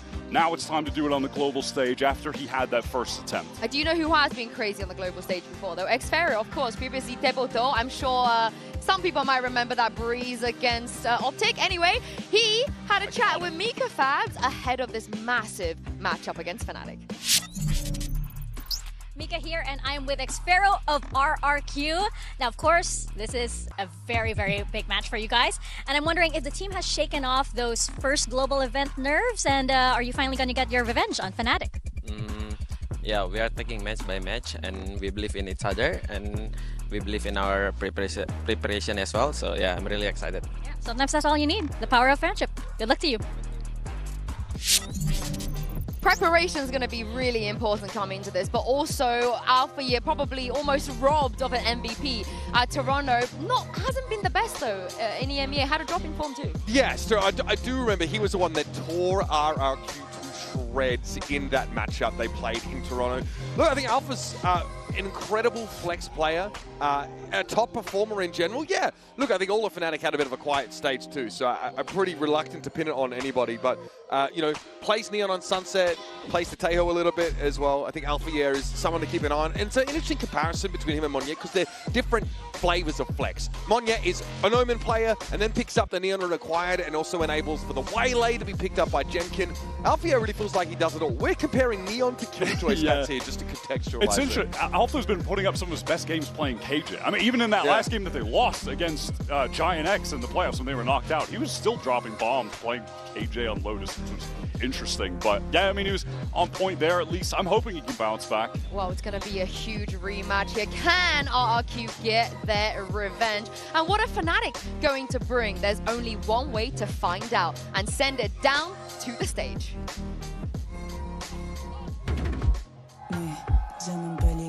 J'ai bien compris que pleurer ne m'apporterait rien. Écoute bien, si on dit à mes voix, ils m'attendaient pas, je le fais taire et puis je reviens. Tu finiras en taule si t'es pas mort avant. Une vie dans un coffre, c'est dans la main. C'est tard, fais tes faits comme un rat, c'est beau t'y réfléchir à deux fois dorénavant. Dis-moi comment je vais te rattraper, je suis en pleine forme. Garde tes belles phrases quand on pense, je t'ai trop marché en serrant bien mes clés. Et j'accroche ta photo à l'entrée.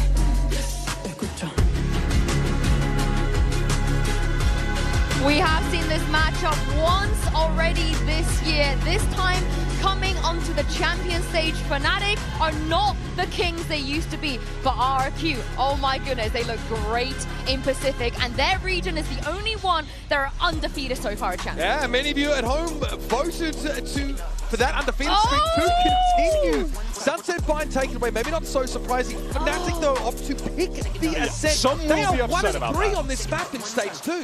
Some will be very frustrated with Fnatic picking Ascent. I'm hoping they can bounce back on it because they were such a trendsetter bringing the Chamber into that map around Toronto.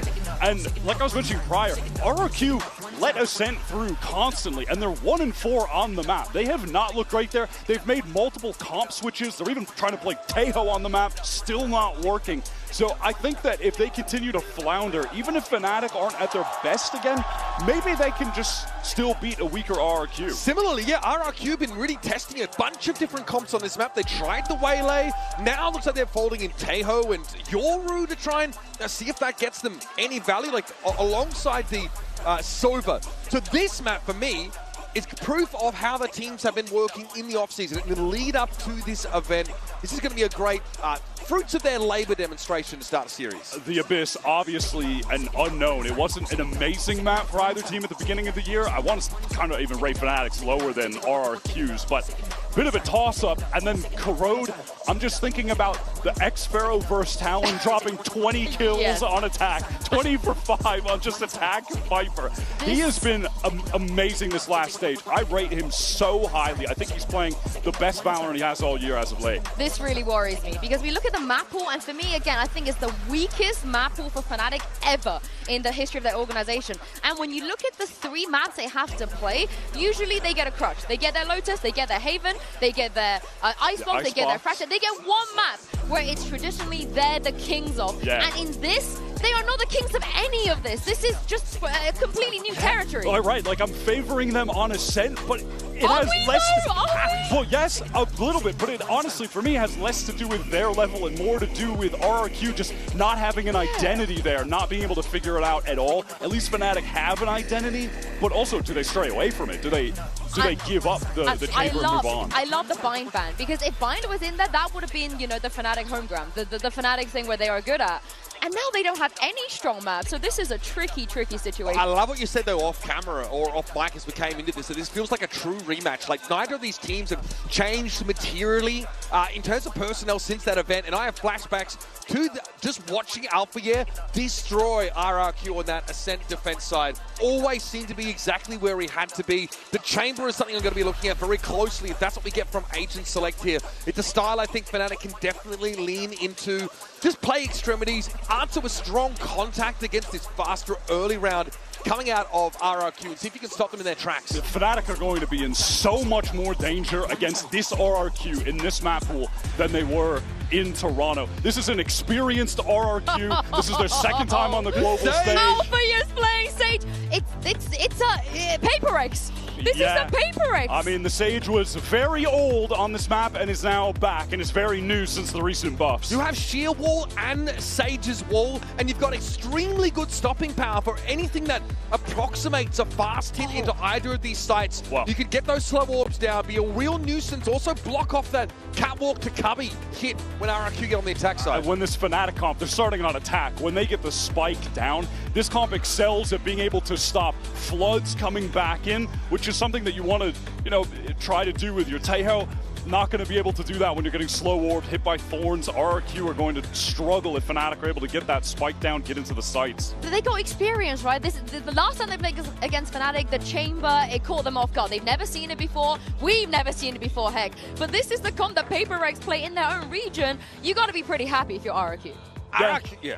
I mean, they do have the experience against it before, an experience in which they took an L, so maybe they can bounce back and prove that they've learned from that loss against Fnatic. I'm looking at Jamkin as well. He will have to be able to draw out some of this util for Fnatic. Honestly, on both sides of the map, even if RRQ, if they want to push up for info on that defense side, they've got to be careful. They're going to probably have to use that Taeho util pretty liberally. Stealth drones into mid, try and get a feel for Fnatic's movements safely. And they've got to play ahead of retake scenarios. They do need to play up on these sites. They need to anchor aggressively here and make it so the center util can't lock them out of the game. Well, what an exciting way to start here. I can't wait to jump into Ascent, and I can't wait to throw it over to your casters, Mitch and Tom. Well, it's the champs' debut for RRQ, who are back for revenge against the team that ended their run in Toronto. Rosters, well, they look the same, but we've got a new map pool, and with Corrode and Abyss already locked in, this is going to be an exciting matchup.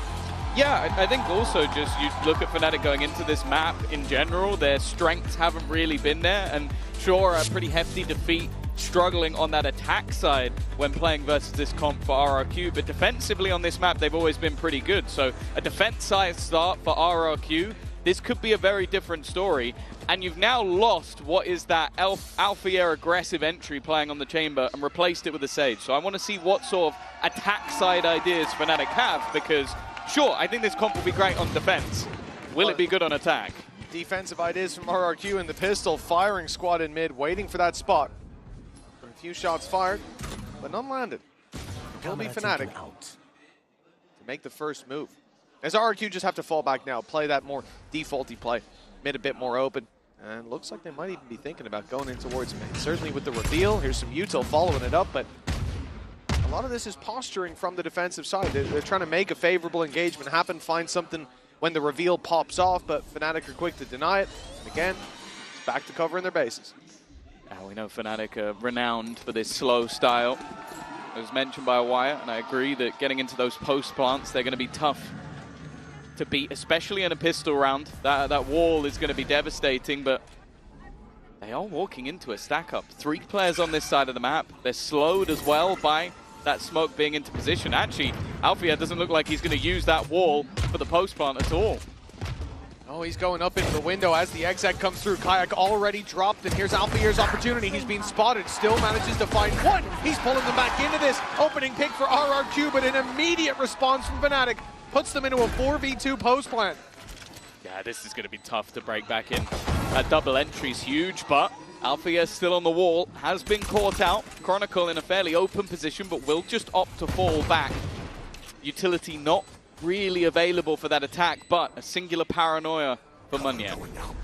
Could get them back through. Chronicle's just got his flashback online. There's the shot from Jemkin, though. Crashies, who is desperately low, is down. And it's the two players in Boathouse who have to pull this off. Chronicle with a pistol in hand. It might not be the classic, his signature weapon.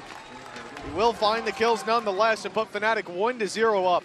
Yeah, he's definitely one of the players I want to keep an eye on, because even when they were in poorer form, you did start to see Chronicle coming back to that championship level. And we know that if they are going to be a contender in this tournament, he needs to be on. Like, he is that player that I feel like desires to win more than any other.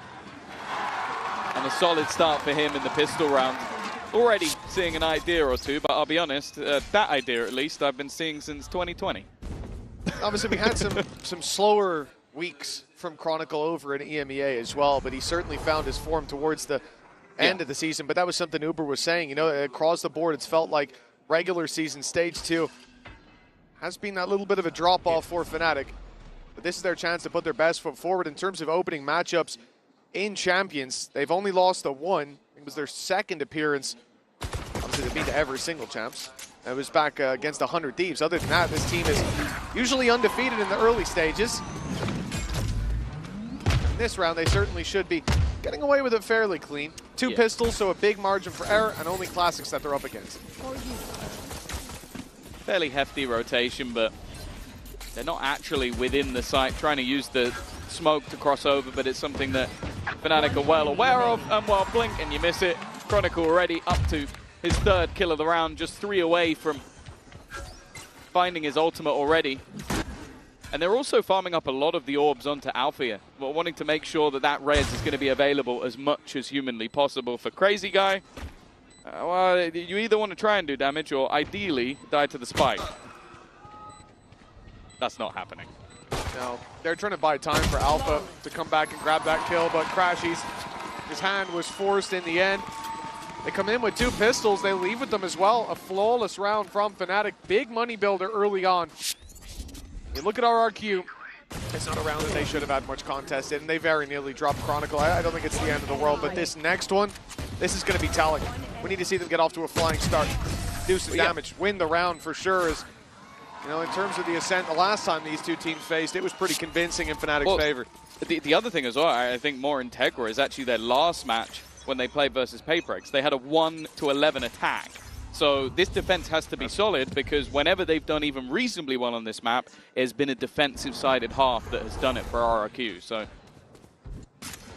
that'll be the focus. And this is where they now have the weaponry to play with. Chronicle, even after a pretty stellar early start to this game, he's going to be left down to just a stinger. And Jemkin, well, he's going to be able to escape and have his teammate double up onto Althea. A great start for this round. Yeah, not bad at all. Exactly what we needed to see. Fnatic being put in their place early on with that advantage that RRQ are bringing to bear. And as you said, with the defensive side expectations we had. Rifles are left, though. 3 of them with an upgrade that's being brought through. Naked from a corpse. I'll move towards this A side, but plenty of numbers here for RRQ. Full utility online towards this side, and 40 seconds on the clock. Time to make a decision, and it looks like they might be making the right read. The thing is, that was their own thorns. It felt like Crashies wanted to push forward. 30 seconds left.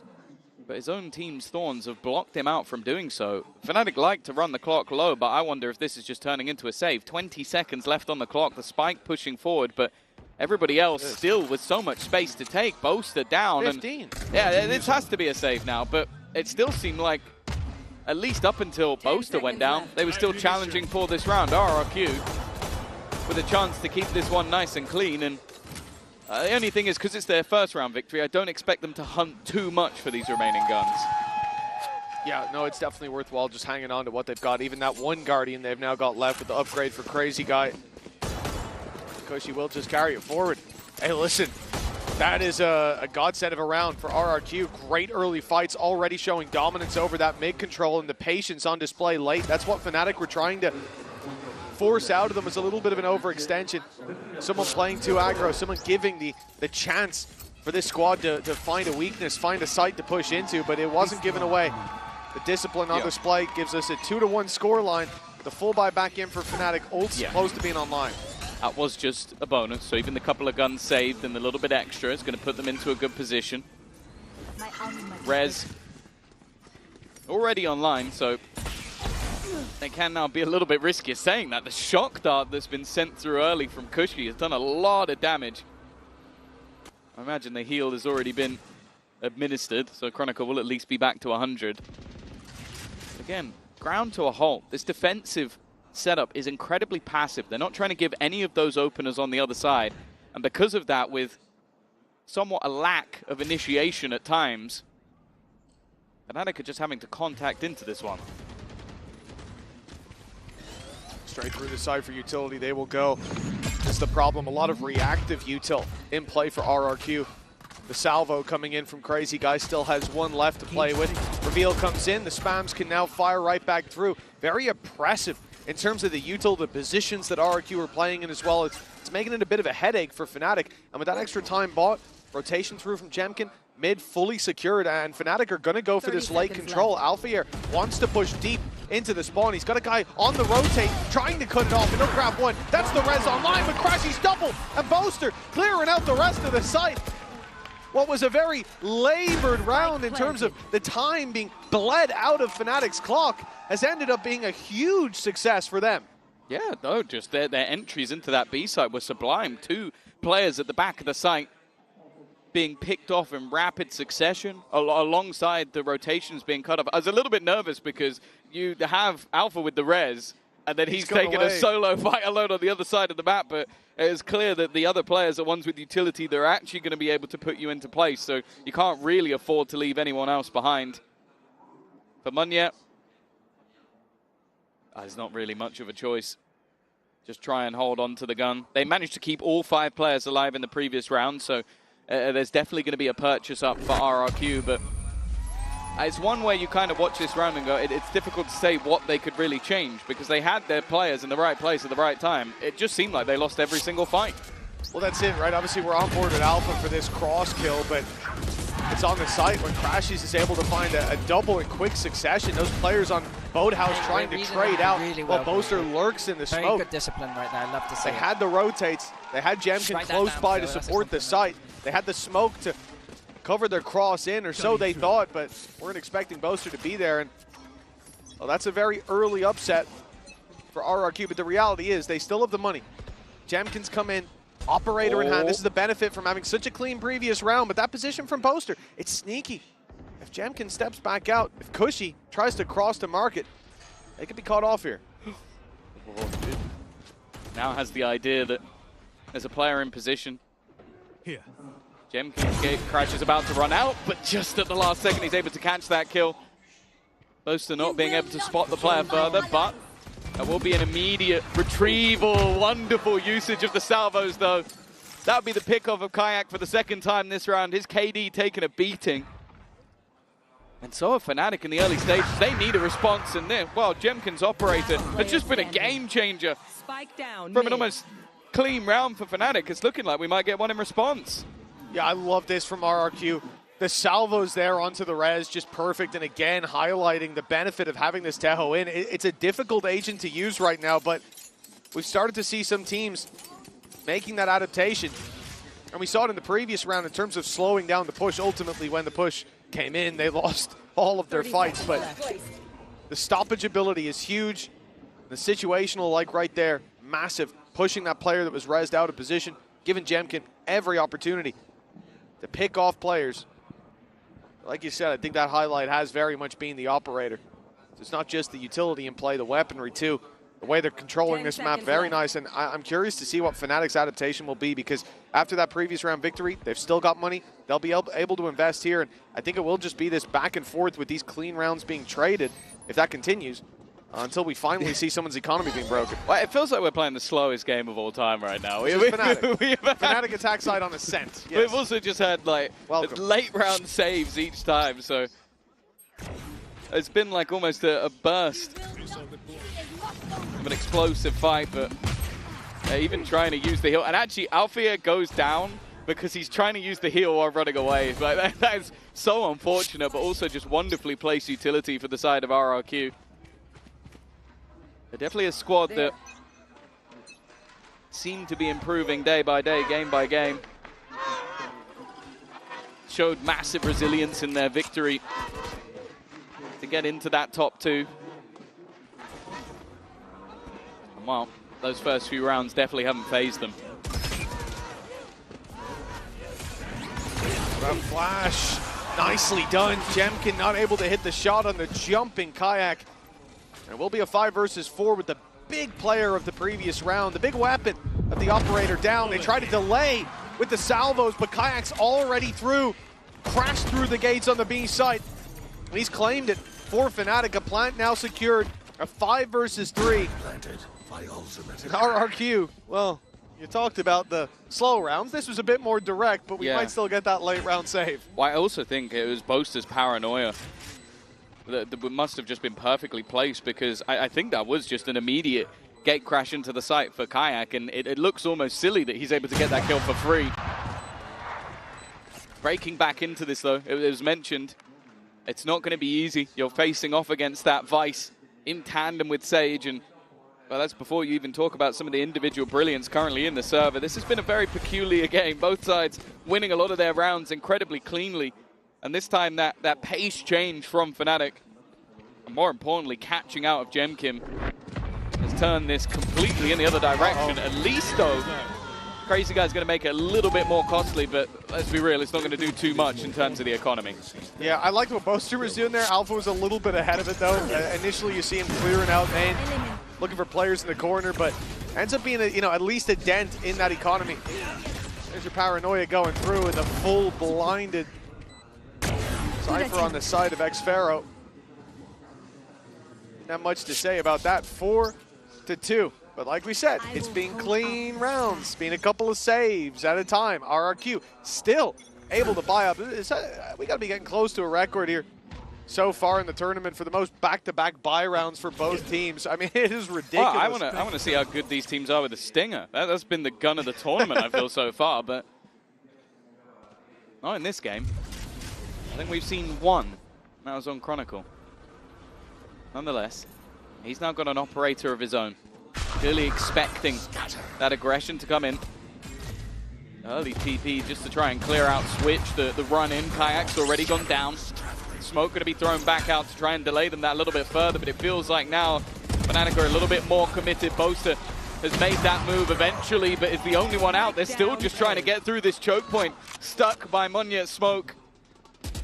Well, getting out of here is going to be difficult. Alfia's got a long wait before that heal is going to be available. In fact, we'll be down to the last 15 seconds of the round if that happens. And obviously for Chronicle with the operator, all he can really hope to do is hold the cross. There could even be a world here where they're going to group up, swap that op into Alfia's hands. Yeah, there we go. It's the right play. 30 seconds left. Give him at least a chance to trade bullet for bullet. And they have got the B site wide open. RRQ. They've shown us a lot of patience on the defensive side. This time, it may be their downfall is that they will give the plant away. 12 seconds. With Dimensional Drift online, though, I'm not worried. Like, you could just throw that in just to confirm this round. I think clearing out all of the risky angles will just make this so much easier. And playing this as a 4 versus 2 retake, I think the gamble would be is if you left it down to a 1v1 on the site. They're not going to allow that to happen. Chronicle, though, this is what I'm talking about. He's going to try and get aggressive, try and be surprising. They already know where he is. That surprise factor is gone. Alpha, though, still manages to land a shot. They know where Chronicle is. That was the problem. It's down to the low HP player. He's healed himself slightly. He'll survive a shot, but not to the head. Cushy puts him in the ground, and RRQ convert 3-4 now. And Fnatic being wiped out, but guess what? Still got credits. Yeah, of course they do. All of these rounds have been fairly clean. In fact, this is one of the first ones that hasn't for the side of RRQ, but this is sort of the issue I'm talking about. Like, a lot of the time you're going to see double or in some cases even triple initiator on this map. It allows you to get through those choke points a little bit easier. Some teams that change it up by running a double duelist. Maybe you see the Jet alongside the Yoru so that you can get that little bit of extra space. In Fnatic's round, what they're doing is, well, this one at least, placing the wall down and try and get through the choke, but the choke is the same. You're still going through that gap, and the couple of TPs not working out made it incredibly difficult to get out of that choke point. Even still, 4-3 up on the attack side of this map. Already said defense normally better. And what a Hunter's Fury pop. Chronicles dead to rights. Nice start, in fact. Another tag to be had as well. Not as impactful when they have a Sage, though. Yeah, not so much. At least it will be the shield stripped away. A small benefit. And look at this.